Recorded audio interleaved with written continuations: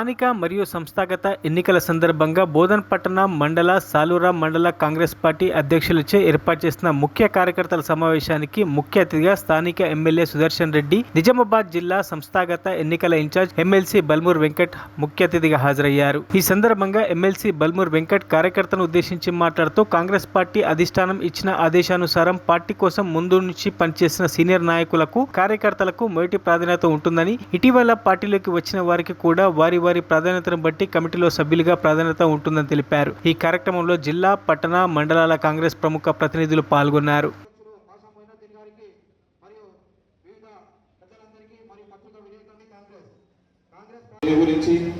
ఈ కార్యక్రమాన్ని ఏ రకంగా క్షేత్రస్థాయిలో, కింది స్థాయిలో గ్రామాలకి పోయి ఏ విధంగా కాంగ్రెస్ పార్టీని సంస్థాగతంగా నిర్మించాలో ఇంతకుముందే డిసిసి అధ్యక్షులు వివరించడం జరిగింది. కానీ ఏదైతే సంబంధించి వారు ఇచ్చిన దాంట్లో వారు చెప్పిన సందర్భంలో 2-3 సూచనలు వారు ఇవ్వలేదు. ఆ సూచనలు దీన్ని ఏ రకంగా వివరించాలి, ఏ రకంగా మండల అధ్యక్షులు కానీ, అదేవిధంగా బ్లాక్ అధ్యక్షులు కానీ, ఆ పరిధిలో ఉన్న సీనియర్ నాయకులు కానీ ఏ రకంగా దీంట్లో పనిచేయాలో దానికి సంబంధించి పార్టీ ఏ రకమైన నిర్ణయాలు తీసుకుంటే 2-3 విషయాలు నేను క్లుప్తంగా మీకు వివరించడం జరుగుతుంది.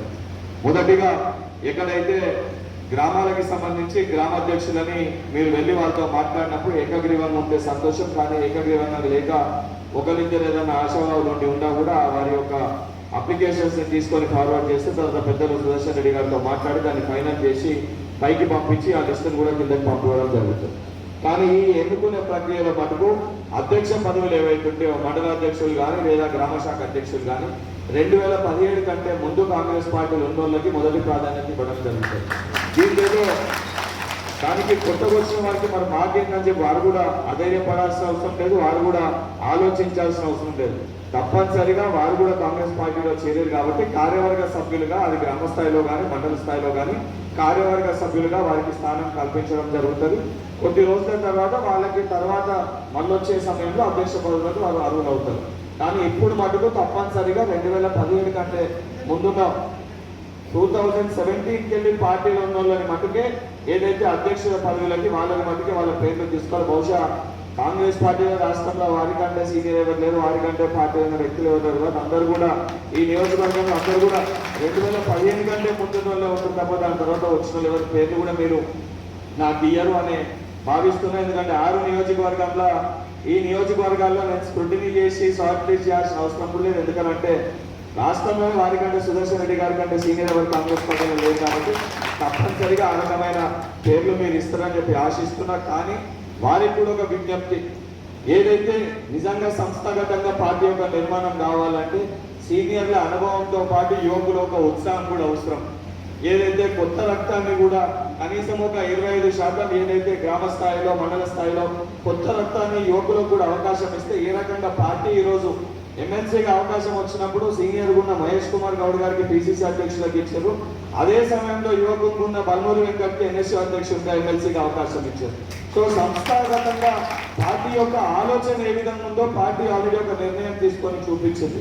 అదేవిధంగా ఇక్కడ ఉన్న పెద్దలు మీరు కూడా ఏదైతే నిర్మాణంలో దానితో పాటు సోషల్ ఇంజనీరింగ్ ప్రతి చోట కూడా ఒకటే సామాజిక వర్గానికి, ఒకటే కులానికో ప్రాధాన్యత ఇవ్వకుండా ఎస్సీ, ఎస్టీ, బీసీ, మైనారిటీ అందులో అన్ని కులాల్లో కూడా, ఎస్సీలో కూడా అన్ని వర్గాలకి ప్రాధాన్యత ఇచ్చే విధంగా, బీసీలో కూడా అన్ని కులాలకి ప్రాధాన్యత ఇచ్చే విధంగా, సముచిత న్యాయం అందరికీ చేసే విధంగా ఈ యొక్క స్ట్రక్చర్ని దృష్టిలో పెట్టుకొని ఏదైతే కార్యవర్గాన్ని రూపొందించవలసిందిగా మీకు విజ్ఞప్తి చేస్తున్నాం.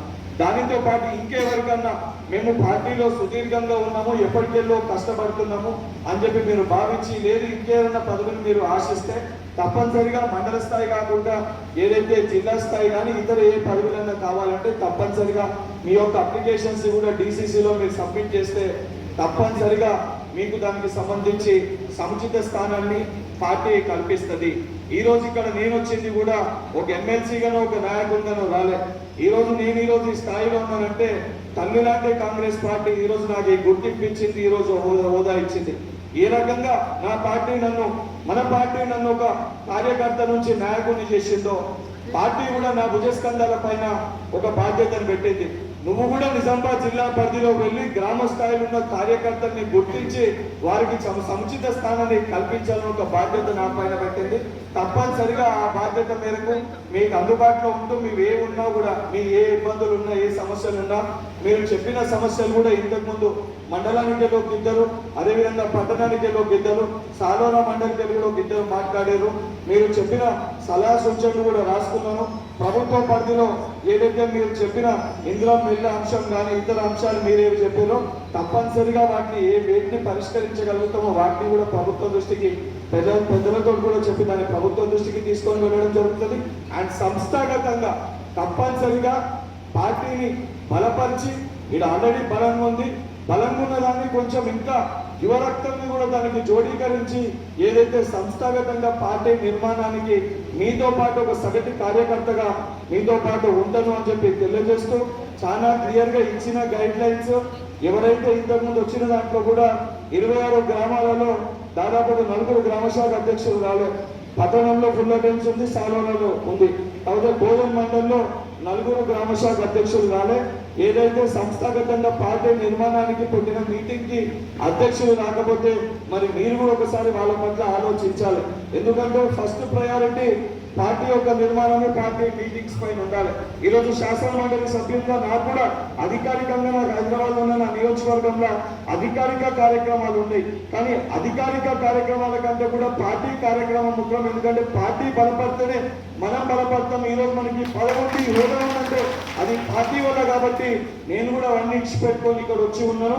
అదేవిధంగా మనము పెద్దలు కూడా వారి అన్ని కార్యక్రమాలను మానుకొని సమీపించి ఈరోజు మీటింగ్ లో కూర్చోమంటే మరి గ్రామ శాఖ అధ్యక్షులు వారికంటే మాకంటే మరి వారు రాకపోతే మరి వాళ్ళ పదవిలో ఉంచన్నా తీయన్నా అసలు వ్యక్తుల పేర్లు పెట్టన్నా పెట్టకూడదా మీరు కూడా ఒకసారి దాని పట్ల ఆలోచించి ఆ రకంగా పేరు తీయాలని చెప్పి కోరుతూ ఏర్పాటు చేసిన 2 మండలాధ్యక్షులకి అదేవిధంగా పట్టణాధ్యక్షులకి పెద్దలు సుదర్శన్ రెడ్డి గారికి, డిసిసి అధ్యక్షులకి తాయర్ భాయ్ గారికి విచ్చేసిన నా కాంగ్రెస్ పార్టీ కుటుంబ సభ్యులందరూ కూడా మరొకసారి పేరు పేరున కృతజ్ఞతలు ధన్యవాదాలు తెలియజేస్తున్నాను.